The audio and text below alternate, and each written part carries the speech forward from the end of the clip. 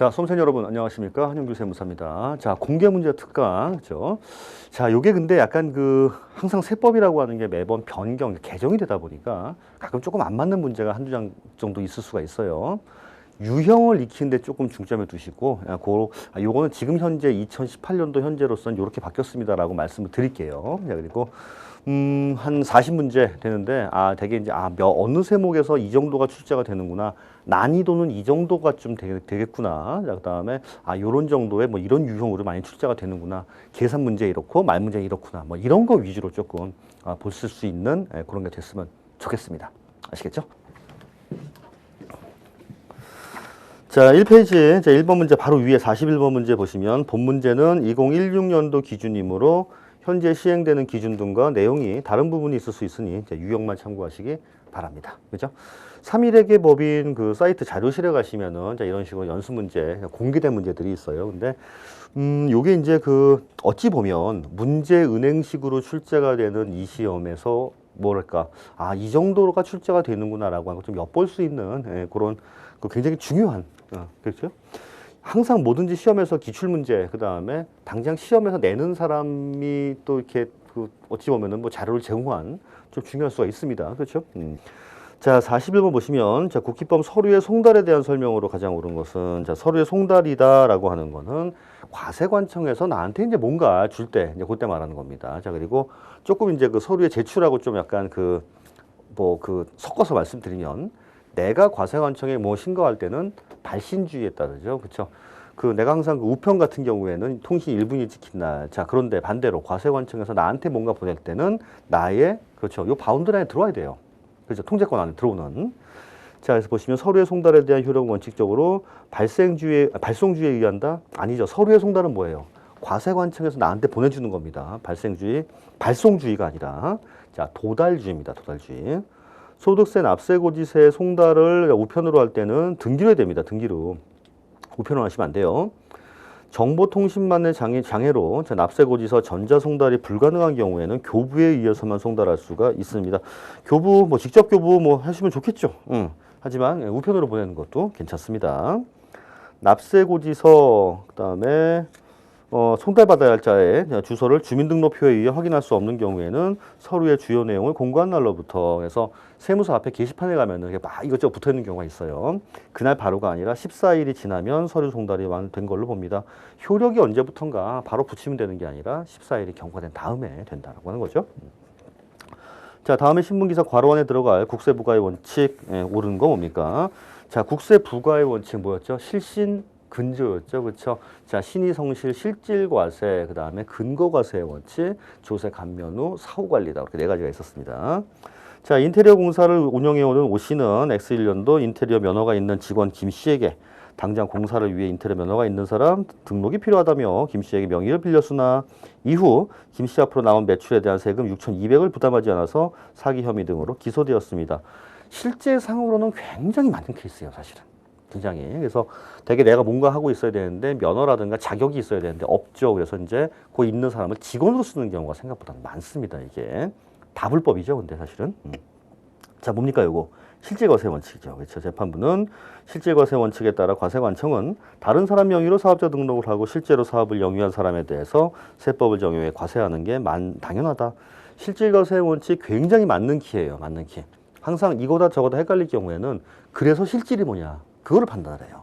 그래서 형태 자체는 A의 형태를 띠고 있다 하더라도 실제 내용이 B라고 하면은 B를 적용을 해서 요 대표적인 게 그런 거죠. 이제 부자지간에, 그쵸? 부자지간에 땅을 양도로서 신고합니다. 아들이 아버지 땅을 돈 주고 샀다는 거예요. 근데 과세관청에서 볼 때는 돈이 갔긴 갔는데 다시 돌아왔다. 그건 뭡니까? 증여죠. 그래서 양도세 신고를 했다 하더라도 증여세로서 다시 매기는. 이것도 일종의 실질과세 원칙이죠. 그쵸? 43. 세법 적용의 원칙으로 가장 올바르지 않은 것. 세법 적용을 적용할 때는 과세 형평과 해당 조항의 한목적성에 비추어 과세자의 재산권이 부당하게 침해되지 않도록 해야 된다. 재산권 부당 침해 금지. 자, 세법에 특별히 규정된 경우를 제외하고는 과세 표준을 조사 결정함에 있어서 해당 납세 의무자가 계속하여 적용하고 있는 기업회계 기준이나 관행으로서 일반적으로 공정 타당하다고 인정되는데 존중해야 된다. 자, 이때 중요한 거는 해당 세법의 규정이 있는 경우에는 글로 가시는 거예요. 근데 그게 없는 경우에는 뭐 기업회계 기준에 따라서 이렇게 처리했다. 뭐 그걸 존중할 수밖에 없다라고 하는 거죠. 뭐 이런다 하더라도 세법의 규정이 있다 하더라도 무조건 기업회계를 따라야 된다. 이건 아니란 얘기입니다. 아시죠? 자, 세무공무원이 역량, 재량으로 직무를 수행할 때는 과세 형평과 해당 세법의 목적에 비추어 일반적으로 적당하다고 인정되는 한계를 엄수해야 됩니다. 세무공무원의 재량을 이제 한계를 뒀습니다. 소급과세 금지의 원칙에서는 소급 적용하는 것이 납세자에게 유리한 경우라 할지라도 불가능하다고 규정하고 있습니다. 자, 일반적으로 납세 의무가 성립된 조세에 대해서는 새로운 세법의 규정이나 아니면은 해석이 적용된 거를 다시 돌려가지고 과세할 수는 없어요. 소급과세 금지입니다. 하지만 유리한 거. 옛날엔 여기에 대해서 과세했는데, 자, 이번 연도부터는 비과세하기로 한 겁니다. 근데 소급해서 그냥 전년도부터까지도 비과세해 주기로 하자. 이거 가능하다는 얘기예요. 자, 또 진정, 그다음에 소급, 부진정 소급이라고 하는 거 있죠. 그래서 일단은 과세 기간 자체는 이제 시작이 됐어요. 1월 1일부터 시작이 되긴 됐는데, 자, 성립한 날은 12월 31일이래. 자, 근데 예를 들어서 뭐 2월 16일자로 이때 이제 개정이 된 거예요. 1월부터 2월까지는 어쨌거나 이 당시에는 이제 과세였고, 자, 그다음에 이제 비과세 아닙니까? 그렇다 하더라도 이것도 괜찮다라고 하는 거예요. 아시겠죠? 왜? 아직까지 그 요건 자체가 성립되기 전이기 때문에 요거는 괜찮다. 유리한 소급표 괜찮다. 이거 외에는 안 된다. 그죠? 그래서 4번이 올바르지 않은 말. 자, 44번. 다음 중 수정신고와 경정청구에 대한 설명으로 올바르지 않은 거. 수정신고는 그렇죠. 둘 다 수정신고, 경정청구 둘 다 뭔가를 내가 신고를 한 상태예요. 신고했는데 더 낼 게 있으면 수정신고, 그 다음에 돌려받을 게 있으면 경정청구. 자, 수정신고 같은 경우에는 몇 년이라는 건 없어요. 자, 언제? 세무서에서 알아서 자, 결정이나 경정을 통보하기 전까지 내가 손들고 신고할 수 있다. 경정청구는 이제 5년 뭐 그렇죠. 근데 뭐 후발적 사유에 의한 거는 뭐 몇 개월 이런 게 또 요건이 있습니다. 그렇죠? 이것도 몇 년 지나면 못 해요. 법정신고 기한 내 과세표준 신고를 한 납세 의무자에 한하여 신고를 했어야 됩니다. 그래야 무슨 수정을 하든 경정을 하든 하겠죠. 수정신고 혹은 경정 청구할 수 있습니다. 원칙적으로 수정신고는 자, 관할 세무서장이 당해 국세에 대한 과세표준과 세액을 결정 또는 경정 통지하기 전까지 할 수 있습니다. 그러니까 이거는 기한 자체가 딱히 있는 게 아니에요. 몇 년 지났다 하더라도 그제서 그냥 가만히 있다, 세무서에서. 근데 알고 보니까 내가 더 낼 게 있다. 아, 이런 사람이 과연 있을까 싶긴 하지만 좀 그래요. 불안해서 잘 못 잡는 거죠. 해죠. 자, 세 번째. 납세의무자가 당초 신고 시에 과세표준 및 세액을 과다 신고하거나 결손금액 또는 환급세액을 과소 신고한 경우에는 경정청구죠. 옛날에 이만큼 내놓은 거예요. 알고 보니까 한 2배를 냈네. 내가 반만큼 돌려주세요라고 하는 건 경정청구입니다. 법정신고 기한 후 6개월 이내 수정신고 시 과소신고 가산세를 50% 감면받을 수 있다.